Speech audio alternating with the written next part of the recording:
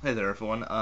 It's been about a week since I've posted a video, so I'm like, hey, why not just fucking throw one together? And then I kind of sat here and thought about what I wanted to talk about, and realized there's no real big thing that's bothering me. So I'm like, hey, why not do a fucking movie review? And I've come to the decision that I want to do one or two of these a month, probably one, because I find it amusing just to throw out my opinions on popular culture and see what other people have to respond to it with.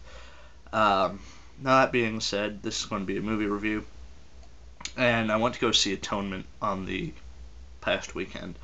Now, don't ask me why I went to go see this movie. It was a very long story, and, well, I don't really feel like getting into it.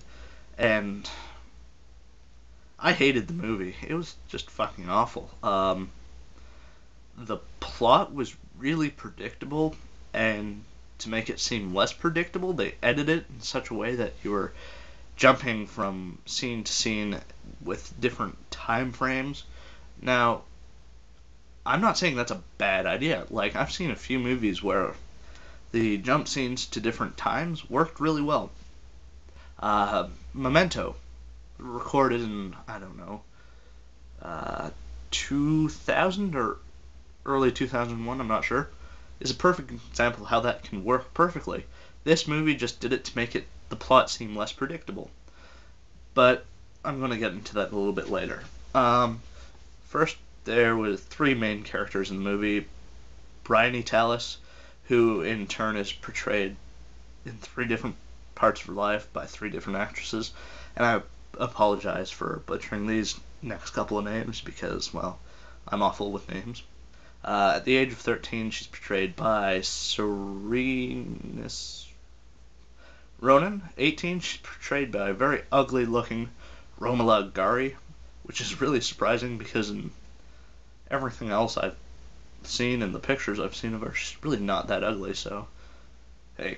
And as an elderly woman, she's portrayed by Vanessa Redgrave.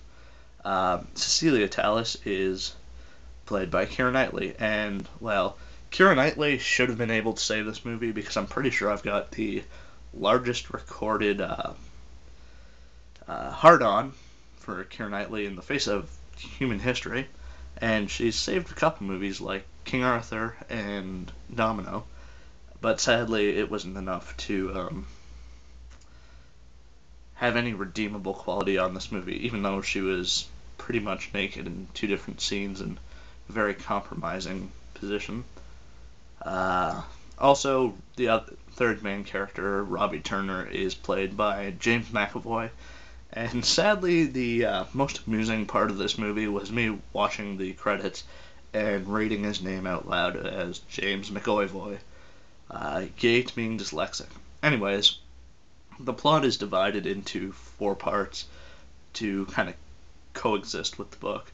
The three most important aspects of this movie is the very young Bryony accusing Robbie of raping her underage cousin in the middle of a wooded area. This in turn gets him arrested. Blah blah blah. Turns out that he's in love with Cecilia, and she loves him back, and they're meant to be together. Basically, the premise of any chick flick, which this movie is. It is a chick flick, but a horribly written one. Anyways, the movie skips ahead a couple of years, 4 or 5, to the Second World War, in which Robbie has been released to go enlist in the army to help defeat the Germans. But him and a couple other guys have been separated by his unit due to a panzer attack, and they're hiding out in some abandoned French place. He reveals that he's got some chest injury, but he's willing to make the trip to Dunkirk to be with his one and only love. Now, it skips back to show what Cecilia and Bryony are doing during this time. Uh, they both work as nurses separately, different hospitals. They both disown their family. They don't really talk to each other. Um, and yeah, that's about it. They don't talk to each other until Bryony decides to send her a letter, which is never really discussed in the movie. Um, yeah, then it skips ahead at least 45 years into the future. Um, where it's a very elderly looking Bryony being interviewed about her 21st book. Um, then the next 10 minutes, which, well, are the last 10 minutes of the movie, reveal the entire plot of the movie, which is fucking retarded because I wasted 2.5 hours it's gotta be at least 3, getting to that point, only to find out that, the entire movie wasn't the point of the movie.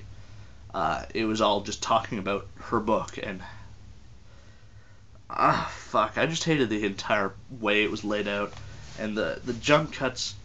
Not only were they confusing, they actually got annoying, and I actually fell asleep a little bit into the movie for a few minutes, and then I got smacked. Anyways, yeah, this movie was just bad.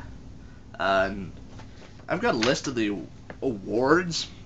Yeah, 2 fucking pages of awards it's been nominated for or it's received. The 61st British Academy Awards, Best Film, Best Production and Design. How the fuck did it win those? Sure, the landscape shots were at least somewhat well shot, but that's not enough to make up for the rest of the movie. The acting was pretty shitty. It all just seemed way too rigid. The director was the guy who directed Pride and Prejudice, and, well, this seems like a slightly lower quality attempt at remaking something like that. It's actually been nominated for Best Motion Picture of the Year and Best Performance by an Actress in a Supporting Role for the Academy Awards. Honestly, I wasted way too much money on that movie. It's one I actually went to the theater to see. I wouldn't advise it. Normally I can find 1 or 2 scenes in the movie that make it at least enjoyable to watch. But I don't know. I was actually in shock at how bad it was because of how much money was put into it and all the hype it got for a while. And it was that shitty. Yeah, don't go see it.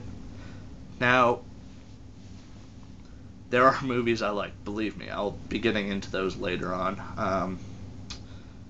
And there'll be slightly better reviews, but that's all I've got to say about this. It was a waste of money. I'm going to try to read the book, see if it's any better. Hopefully it is.